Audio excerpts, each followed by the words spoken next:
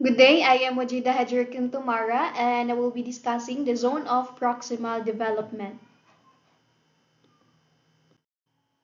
The zone of proximal development refers to the difference between what a learner can do without help and what he or she can achieve with guidance and encouragement from a skilled partner.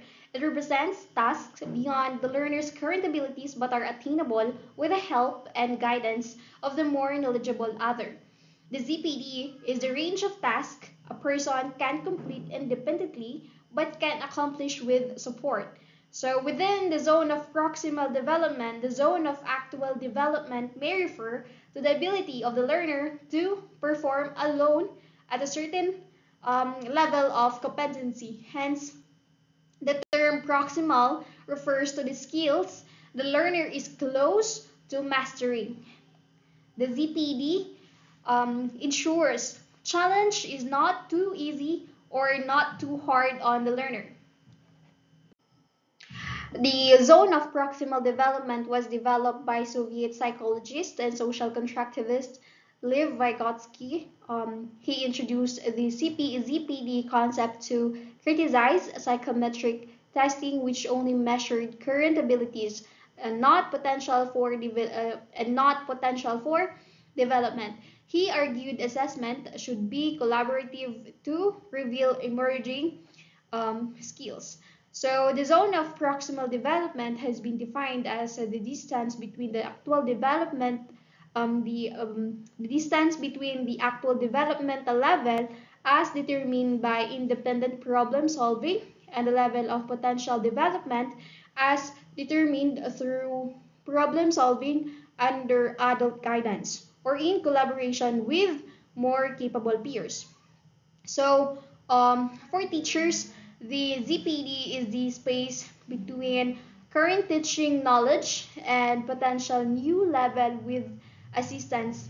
Willingness to learn enables the ZPD to progression. So Vygotsky believed that when a student is in the zone of proximal development for a particular task, providing the appropriate assistant will give the student enough of a boost to achieve the task.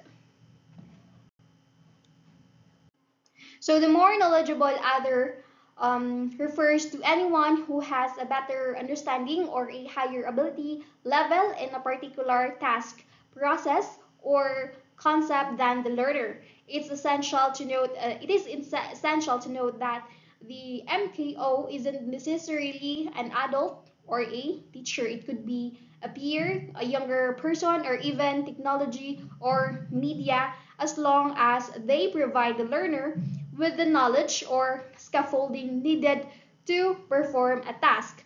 Often, a child's peers or an adult's children may be the individuals with a more knowledge or experience. So the relationship between the MKO and the ZPD is vital to Vygotsky theory because the MKO assists or scaffolds the learning experience to help the learner function within their zone of proximal development. Through this guidance, the learner can tackle and master tasks they couldn't accomplish independently. So over the time, as the learner internalizes this support and becomes more capable, the scaffolding can be reduced and the learner can perform the task without assistance. The ZPD moves as the learners acquire new skills and knowledge with the help of the MKO. So, in educational setting, the concept of MKO and ZPD have inspired practices like cooperative learning, differentiated instruction, and scaffolded learning experiences.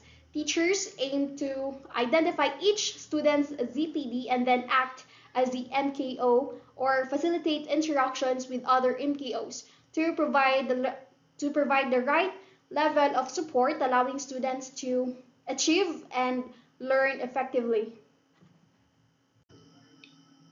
The ZPD has become synonymous in the literature with the term scaffolding. However, it is important to note that Vygotsky never used this term in his writing. So, scaffolding refers to the support or assistance that lets the child accomplish a task he cannot accomplish independently. It consists of the activities provided by the educator or more competent peer to support the student as he or she is led through the zone of proximal development. It is important to note that the terms cooperative learning, scaffolding, and guided learning all have the same meaning within the literature. For example, a teacher might start by providing information, remembering, and then ask questions that require understanding. As students become more proficient, tasks can be scaffolded to inquire application, analysis, evaluation, and creation.